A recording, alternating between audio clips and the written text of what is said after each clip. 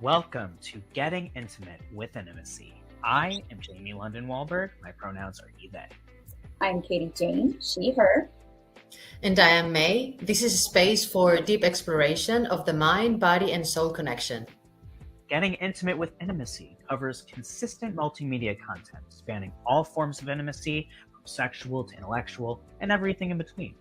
Our content is created for all beings, bodies, and abilities, age 18 and up. And it can be enjoyed on YouTube as well as OnlyFans and Insight Timer.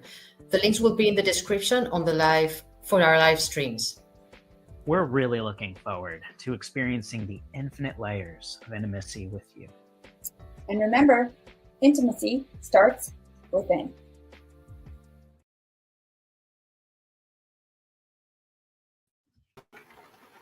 Namaste, everyone. Hello. Welcome back. Hi. Welcome back. Here we are. Namaste and welcome back to Getting Intimate with Intimacy, episode 19. We are back with a new topic in our new format. For those who do not know, we are now doing 3 episodes on one topic so that we can dive deep, and we're going to be bringing in some really fun and exciting new additions as we progress in the evolution of getting intimate with intimacy and our intimacy as ourselves. Today's topic is: how has the societal sexualization of the human body affected our lives and intimacy? My name is Jamie, he, they pronouns. I'm Katie Jane, she, her. And I'm May. And we are here ready to get into our topic. So our first question, because we're going to ease into our question because we got to dive a little bit deeper first. May, what are your sexual narratives about the physical body that you've received from society? Okay, I think I would like to start by what I perceived that was not verbalized. And so that may have gone directly into my unconscious or subconscious mind, which is that the body needs to be covered. I was not within the minority of humans who is brought up in a nudist family. So most of the time, everybody has their bodies covered, and we never went to nudist beaches or anything like that. And the places at school and the clubs that my parents were part of, at least on the feminine side, because I also asked the males at some point, most women were covered as well. They wouldn't show their naked body. Maybe I would say 5% only. I have been exposed in changing rooms and whatever. And so I think that was, to me, the underlying message. And more verbalized and directly that, well, that the genitals are especially something that you shouldn't touch, you shouldn't expose, share, whatever. I understand part of the narrative from the parents' perspective. And at the same time, I feel that when there is no clear explanation to a child why something should be or should not be done, or even asked your opinion about how do you feel, what do you think about something, then you may make the worst assumptions ever in your mind as a child, and keep on living from those beliefs for the rest of your life without you even being aware of them. And so one thing that I slightly remember is that when I went to the beach with my parents when I was very young, my natural instinct was to remove the lower part of the bikini, because when I was very young, I was not wearing an upper part, but the lower part. So I would get to the beach and I was like, this is cool. Just let me get this off and just enjoy myself here. And my parents wouldn't allow that. So I don't know if I was maybe the first day or the second day kindly asked to put it back, but I don't know at which point that I may have been a little bit annoying and may I have no idea, told to do it in a way that was not nice to me, and with any explanation that would feel positive or any kind of understanding for me, like, why can I not be naked here if I just feel like doing it? And so that, plus what you experience at home, that everybody is covered all the time except for when they go to the bathroom, but you don't experience people normally when they go to the bathroom. So the message, the underlying message from my social family environment was, you just have to be covered. And then I will explain further how that can affect intimacy, but that's as far as I'm going right now. That's profound. I will admit that I'm surprised because I was raised with this awareness of, everywhere in Europe, they're so much more explorative and they're so much more open and the body is embraced and all this stuff. So to hear this is fascinating. What I actually heard that blew my mind thinking about it through what you shared, May, is what was unsaid was actually more important than what was said. Because you, as you just said, you're not able to remember how it was truly addressed. There wasn't something so catastrophic that you remember it, and there also wasn't something so beautiful and supportive that you remember it. And to a child, that unknown, even into adulthood, that unknown allows for a whole swirl of ideas, and the child just picks whatever narrative, is there in their environment of their perception. And I think that's really important because it also makes me think about my own journey, and that a lot of the things that impacted me were what was not said as opposed or done about something, as opposed to what was said or done, even other things that I can think about. KJ, how does this resonate for you? Is there anything that you want to reflect to May, and how are the sexual narratives about the body that you received? Yeah, this one's emotional for me. And I appreciate your story too, May, but that's so valid, right? The unspoken rules, the unspoken expectations, right? You do absorb that as a child. If nobody tells you one way or the other, but you just see what everybody is doing, right? Or appears to be okay and not okay, right? You go along with that and you don't start questioning it maybe until later. For me, with the heavy indoctrination of religion that I experienced, we were taught it was something dirty, something to be hidden. We were born with a sinful nature. I wasn't allowed to take dance classes, not even ballet or just solo, like jazz, anything just me by myself, because dancing leads to sex. That's not a healthy thing to tell a child, quite honestly. In my opinion now, right? I was a kid. I wasn't even thinking about that stuff. Like no expression of your natural self. I just want to express and dance and move to the rhythm that's in my blood, because my dad is a bass player. My mom was also a musician, but you're making me wrong, right? For being who I am and wanting to explore that form of expression, right? So I wasn't allowed to do things like that. An example that comes up a lot when I want to highlight this particular area is when my period started. I wasn't allowed to be in any sex ed classes in school. I was taken out of them, and I think my brothers were too, to the best of my knowledge. We were not allowed to learn any of that stuff at school until I think I maybe ended up in a sex ed class in 7th grade. That's 13 years old in America.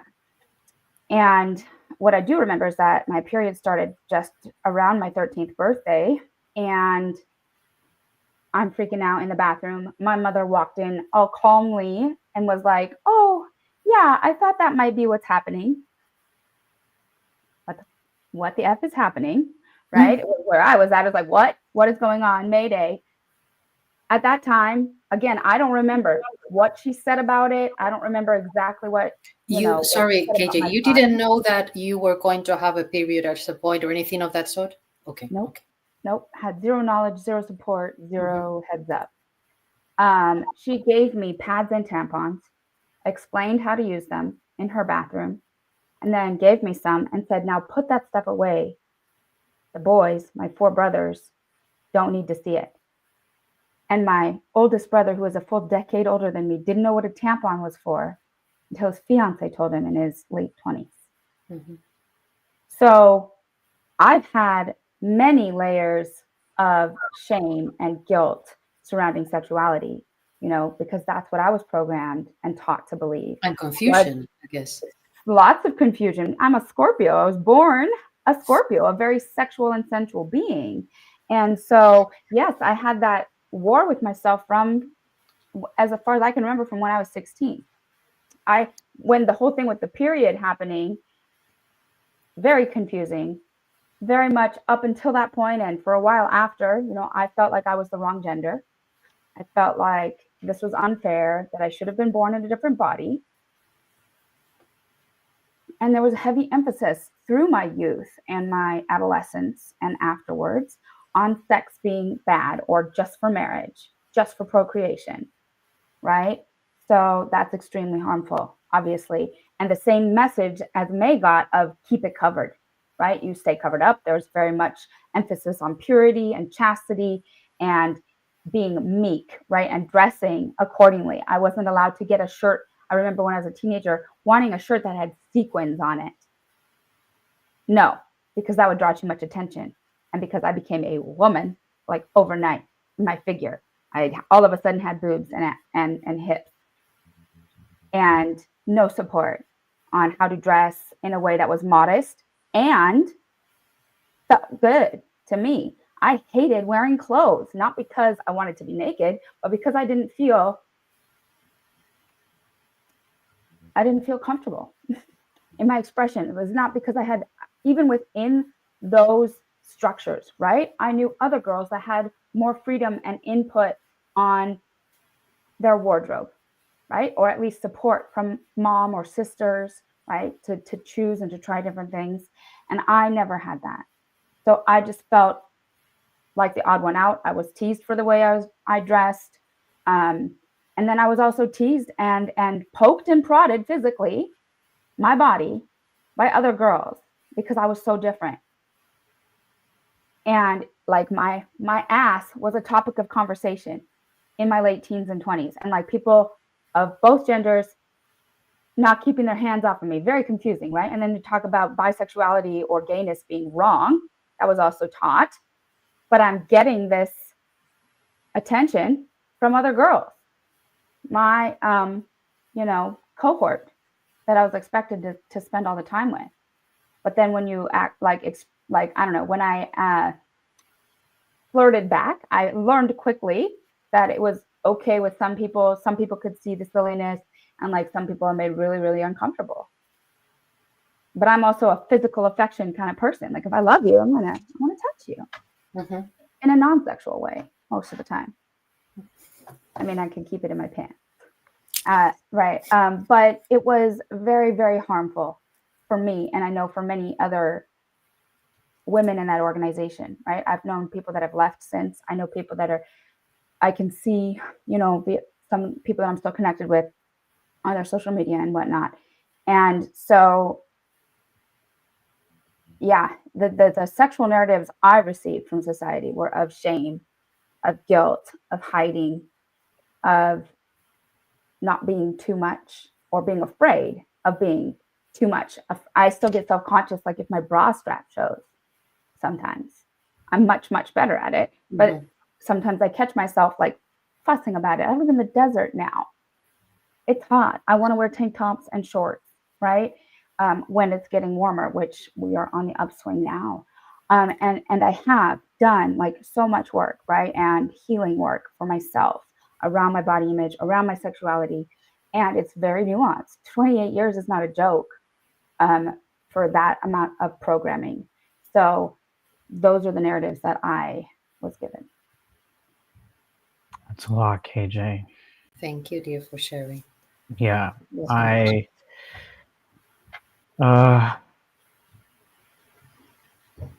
this is a topic that regularly it feels like I'm simultaneously being sucker punched and my heart is being pulled out at the same time, because I literally don't think I've ever heard one positive experience of someone being taught around sexual education and the narratives that they've been taught from society. And I've practically felt like I was sitting in, outside the room listening to that story of you being so scared and not knowing what your period was and that it was coming. And not only for you, but also knowing that so many others go through that experience. And that must have been so traumatizing. And to have an experience that's traumatizing around something that is powerful about your body, that is a natural part of 100% natural. Yeah, that is something that you are going to be revisiting for a prolonged period of time for the majority of female-bodied individuals. It gives an opportunity for that to come up over and over and over again. And I just want to acknowledge your strength in overcoming this and finding ways to love your body and to navigate that. I did not have a more fun version of that in my own way. I'll come back to it, but effectively my mother literally locked me in the bathroom, and I was forced to use a tampon out the gate, and I'll share that story. And if she ever watches this, I've talked about this story openly, and I've basically told her, like, this is my story. I was like, I love you, and I understand. And here's the thing. But I have to share this. Well, part of why I share it is because I think it's important for us to acknowledge that while we have these traumatic experiences, like, they're coming from generations of this being a disaster. Yeah. And so we can have our feelings about who we engage with around this, whether it's our teachers who are answering to a larger structure and system, whether it's our parents, whether it's something our friend says because they hear it from their older sibling and they're conned into believing it, kind of thing, or accidentally taught something that's totally not legitimate, right? And the rumor mills of the sharks and all the things that come up happen because it happens over and over and over again. And so while our feelings are valid, there's also, I think it's important to have compassion for those who are older, whether it's a restrictive religious situation and narrative, whether it's coming from just sexual education in society closing doors on things, whether it's homophobia and transphobia and all of these other aspects not being taught. It all sucks. And I had a very, very, very, very confusing sexual experience when I was 6 that is complicated on many levels, story for another day. But the point is that from that moment, as a child who is already completely dissociating from my body, I can't even begin to tell you that I don't remember my early perception around body. What I do know is that I had seen my parents naked. I was somehow under the impression this was natural, but when you're out of the house, everything closed down and closed in. When I was in when I was around that same age, probably around 5 or 6, I remember distinctly being in karate after school club situation, and somehow I was determined and snuck into the men's changing area. They had, or boys, frankly, we were children. The boys changing area, Mhm. and the girls, they separated through the perceived two sexes, um and I was immediately yanked out of this and scenario. And what I remember was that the boys were naked getting in their gear and the girls were naked getting in their gear, and I couldn't wrap my mind around why I was not allowed in there. And I remember being very fixated and like, this is where I belong, kind of situation. And then so there, and then like public pools, for example, I would feel this sense of deep shame. And it was sort of like my mom would be like rushing me to like get ready, or in camp they're rushing you to get ready.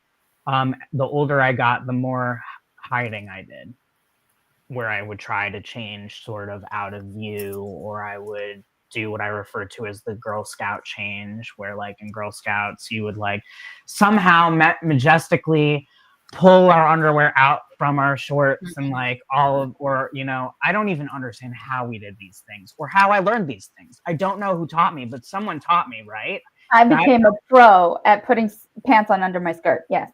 Yeah. So what's interesting is like, again, it's not even like I don't remember who taught me that, but someone obviously taught me that, because the memory that I have is what wasn't said and what I was taught to do and what I did, and just knowing that was the way. Obviously, growing up very dissociated and confused in my body, I was constantly trying to figure out, why do I feel out of place in my body, right? Like, it was not clear to me. And while I have a brother, I don't really, once he got to around that age, I don't remember really seeing him naked or having that sort of exposure. So that was sort of like out of sight, out of mind. Again, I would see sort of like my dad, and so like again, I was always questioning like what, like I didn't understand that what I was questioning was like, why is this not my body and how does this not fit?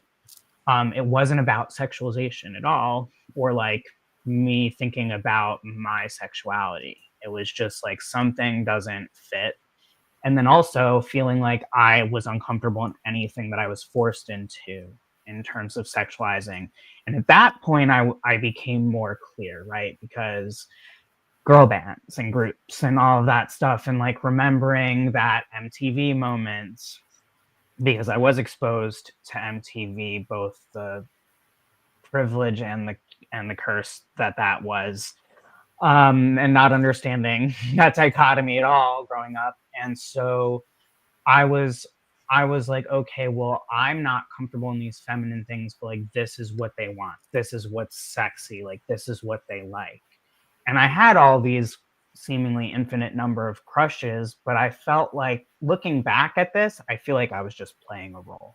I was a sexual being from a young age who was very confused about sexuality because of the things that happened and were not said and explained for a long time, and things that were not unearthed until way later, and created all sorts of rumor mills. So my sexual narratives for growing up around society were very confusing, and were very much that women are the object. It took me a very long time to understand that men are objectified just as much. It's just not talked about, and it's just not navigated. And it happens especially within the LGBTQAI2S plus spaces. But it also happens out of those spaces, and it creates a lot of discomfort and insecurities among men that's completely silenced. So at this point, I feel like being non-binary and coming into where I feel about society now, I would say that the narratives that I get, I almost feel like I'm not even aware fully of what's happening now because I'm still dealing with what was and trying to make a sense of my new narrative of who I am. And I think that one of the privileges that I don't probably think about very much, frankly, within the trauma is that through my transition and realizing I'm non-binary, I've had an opportunity to reinvent myself through my own love and confidence. And through that, a lot of these things that are currently happening in society just kind of go over my head because I'm just focused on what feels sexy and good for me. So that's what's coming up for me. Thank you. Yeah. Thank you. Well, there's so much. It's a good thing we're doing deep dives. Oh, yeah. Yeah. Because I was going to say that early in my adolescent years, I started to, this was my interpretation of reality or society, okay? That being a woman was a problem. And it had to do with the body mainly. I started to notice that there was some form of, I couldn't put these words, of course, but like I catch people's attention in a way that it feels really good sometimes, and other times it feels very, very uncomfortable, even dangerous. And I really don't know what to make of this. And yeah, it took me a really long time to really understand, to really accept myself as a woman, and to really come at peace with the shape of my body, what that meant in society, having the period, and because also maybe not as extremely as Katie, but you should hide that from other people. You wouldn't get anywhere and say, I have my period and I'm feeling like this. You would cover where your tampons are or whatever. And so what is not said, like your unconscious understanding, is that one of the most natural reactions, one of the most natural expressions of you, which is your naked body.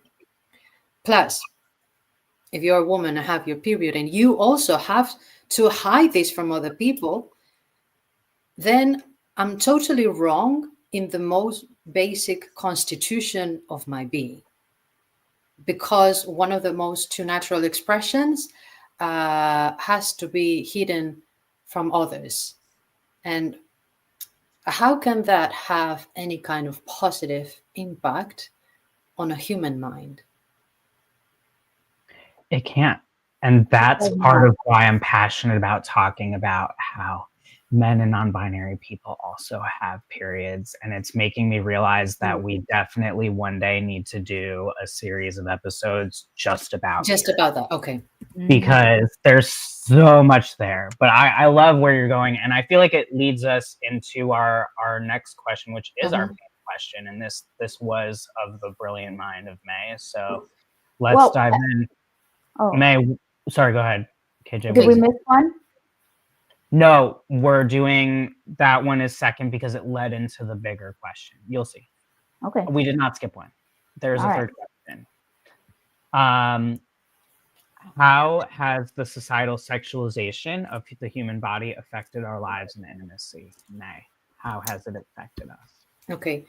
So one thing that I was reflecting today is how in my relationships, intimate relationship as an adult, I'm just going to focus right now on what is more obvious or has impacted me the most, which is with sexual intimacy included, because it has a deeper layer than the relationship that I had where there is no sexual interaction. So I noticed when I was thinking back today that many men with whom I've had sexual intimacy have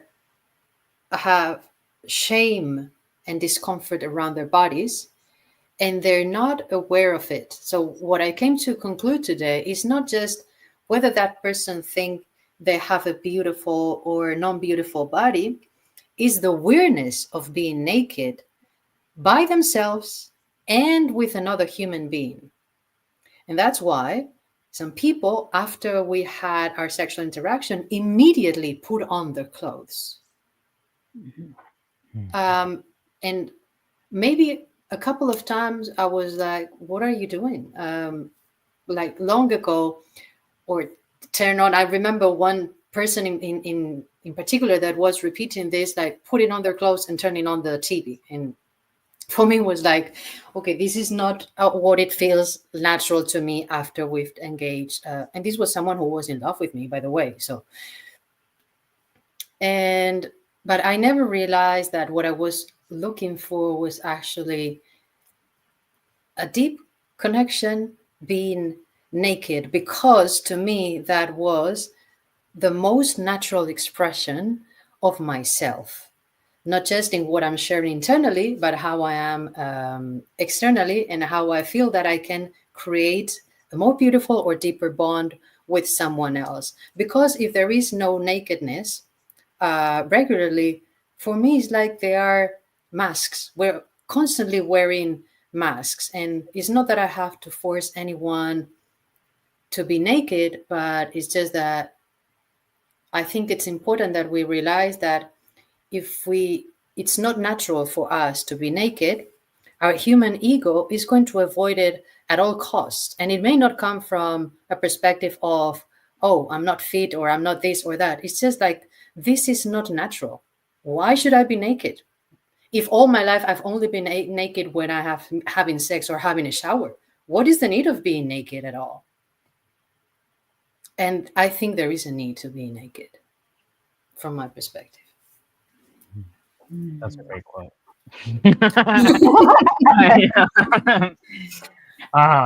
Love it. That's powerful. It was interesting because as I was listening to you, I started to also think about, the confusion and dichotomy of within spirituality and religion, this like, no, you cannot be naked. Yes, you need to be naked for this. Like, so it's like, for example, if you're Jewish and you go into a mikveh, like you're naked when you get in that water because you are like going before God and you're getting cleansed. If you go to these, bathhouses, you're naked, or a towel is around, or just a towel is around you. When you get into the type of water, if you're going like, and it goes across cultures. So it's fascinating how we got here.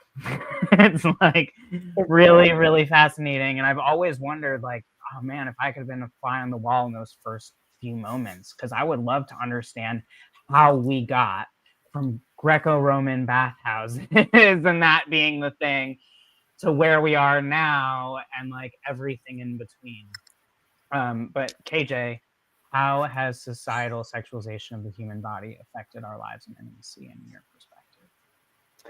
I think what we're touching on is that it's caused a lot of freaking confusion. A lot. Right? Which obviously starts in childhood and adolescence, right? Depending on the degree of exposure one has had to media, online presences, other beliefs and ways of being, right? Other than how you were raised. And I was extremely sheltered. So, and something I've said before is that I'm not stupid. I've never been stupid, but I was very naive. And so, and then it gets extra confusing. So you go from this super sheltered childhood and somewhat teen years, because I was born in the 80s, before the internet existed. All of us were, but not everybody that's watching this will be. So just to give context, right? That was a whole different time to grow up in. They had the ability to keep us naive, right? I can't imagine being a teenager in this day and age, in general, in the church or not outside the church. It's just changed everything, right? The age of information. And so to me, so I go from this super sheltered, not knowing about my own body, super disconnected, dissociated, like you said, Jamie, super shameful, feeling a lot of shame and guilt and trying to make myself small when that is not who I am as a person. And then going and becoming a teenager in my later teens and early 20s, and then experiencing the hypersexualization of the media in our country, for sure, right? And seeing models that don't look like me at all. And that's the standard, right? That people are holding up. There's posters. This is sexy. This is sexy. This is sexy. But all of my programming says no sexy. You're not supposed to be sexy. And then I see these standards and I'm like, well, I'm just never going to be. Mm-hmm. I'm never going to be attractive for those reasons because my body is never going to be like that, right? To, of course, my own journey of self-awareness and self-actualization, right? Self-love, loving my body, loving everybody's bodies, right? Everybody honoring that we all come in different shapes and sizes, right? And seeing the beauty and all the differences. But I think in general, at large, the societal sexualization of the human body has been super damaging.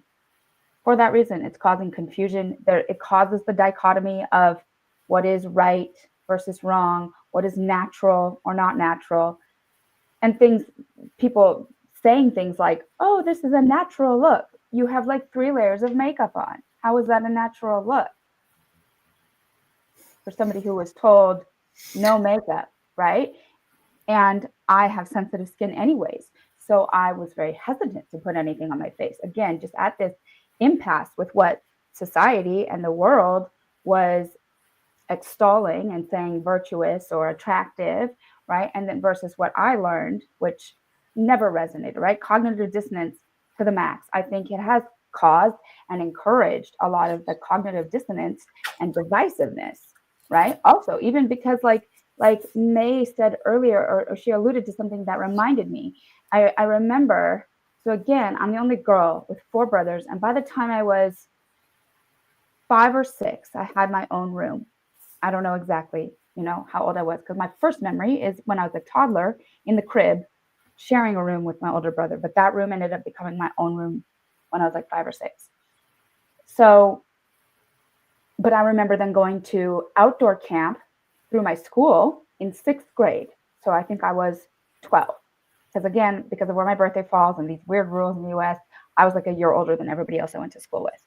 But I remember going to this outdoor camp and just being mortified to change clothes in front of and around other girls, right? And then I had another whole experience of going to Europe when I was 19, turning 20 there, living and working very closely with females my age from lots of other countries and having some similar and different experiences. Jamie, you said, this is what I heard. I had that experience.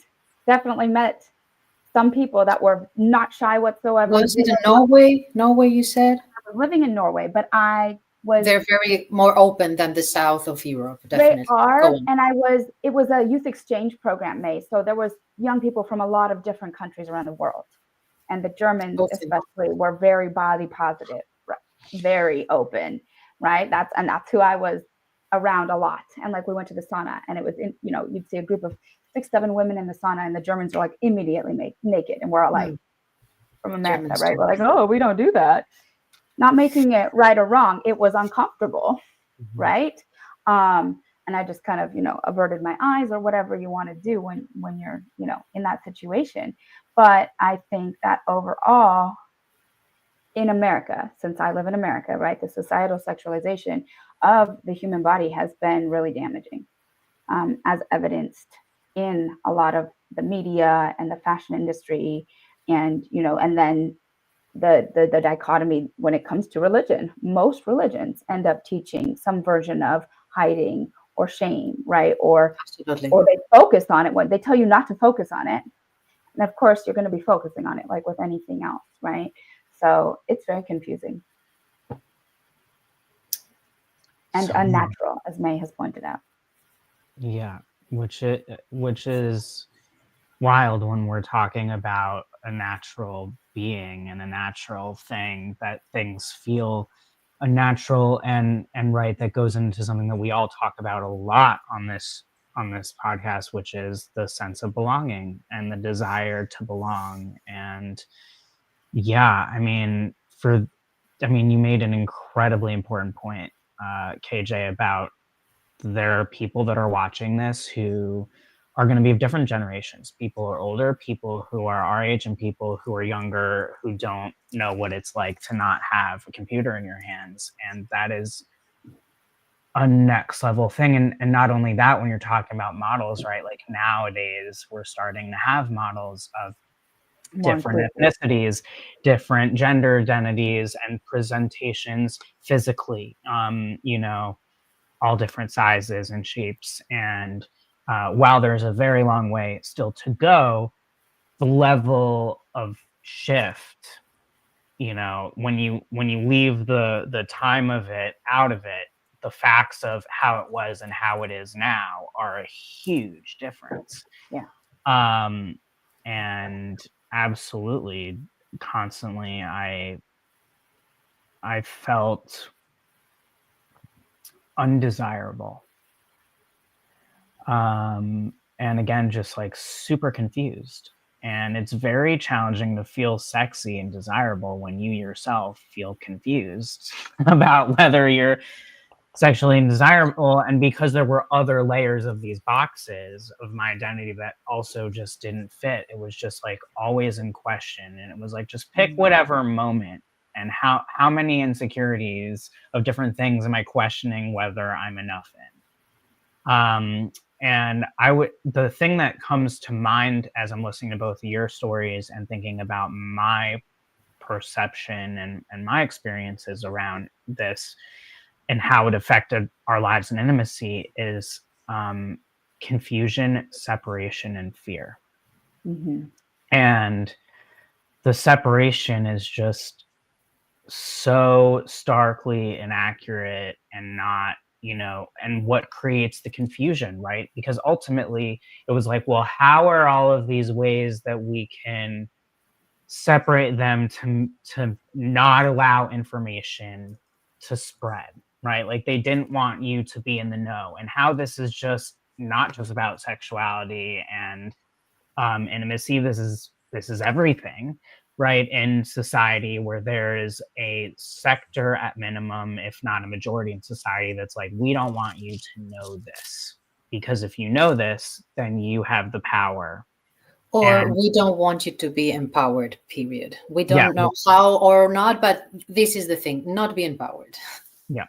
And so it just, all of it felt miserable for me all the time. And like I've talked about in previous episodes, when I started to transition, I was, as much as I was gaining clarity in certain ways, and I had gained clarity in certain ways, there was now a new layer of confusion, which is, okay, great. I know that this is what I need to do for me. Okay, now you have a new body.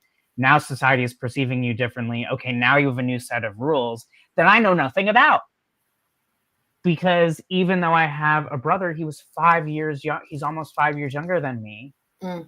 And my dad was, doing business all the time. And because I was raised into womanhood, I only had my mom's narrative. I didn't have all the other stuff.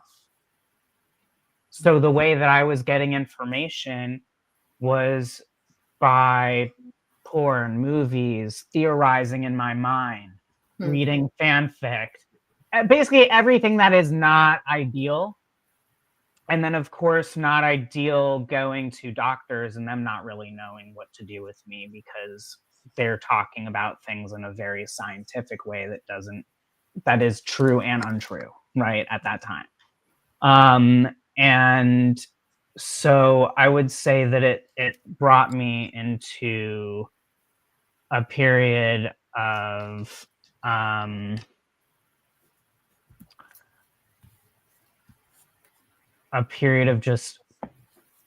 just infinite isolation, right? Like transitioning, and then also like not all of the rules of who and how I could interact with people of all types of dynamics changed. And I'm still figuring it out. And it's even more confusing to feel even stronger in, you know, in comfort within myself and non-binary. And then it's just really, for me, it's like consent, right? And like that is the, sadly, the new wave, right? Is like, well, all of these other things are not as important as consent. And things like the Me Too movement and like other things like that really brought those things to the forefront. So now, I find myself looking at what's happening for the youth, right? And concerns that I have around, okay, well, we had MTV, which seemed really scary. Cue TikTok and YouTube dance videos and all these things. And it's like, Nothing comparable. I also watched a lot of MTV when I was an adolescent, like music and everything, and yeah, it has nothing to do with today. Just doesn't remotely compare. And you know, it's like, for example, right now on Netflix, I'm afraid to watch it, but there's also a part of me that wants to watch it, which is like this whole docu-series on a mom who became basically a manager of like 30 some odd kids of different ages for TikTok, and all of the abuse and sexualization and all of the things there. And like just seeing even a clip in the trailer being influencer one, that's different. Oh, okay. That is about the power of kid influencers. This is literally about a mom whose kid was blowing up. They decided to become a manager, and then they're like, oh wait, I can do this with other children, and suddenly corralling literally a large number of children, of which to like day in and day out. And there's a clip of that says like, be sexy, like, you know, and they're like lined up, and it's like a range of probably, I don't know, 7 to teenager. I mean, it's just it's terrifying. And so I think this leads us into what we will slightly get to touch on as we're closing out today, but we'll, you know, in our deep dive. We can definitely bring this question to the next episode. Yeah. And I remembered something else that I wrote down for next episode too. Oh, Me good. too. Lots of things.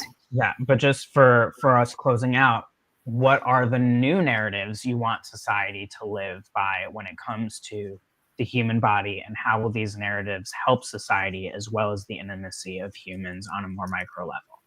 Because previously we had all of these rules to force us to be sexy, which created false forms of intimacy, false information, pressured intimacy, or complete separation.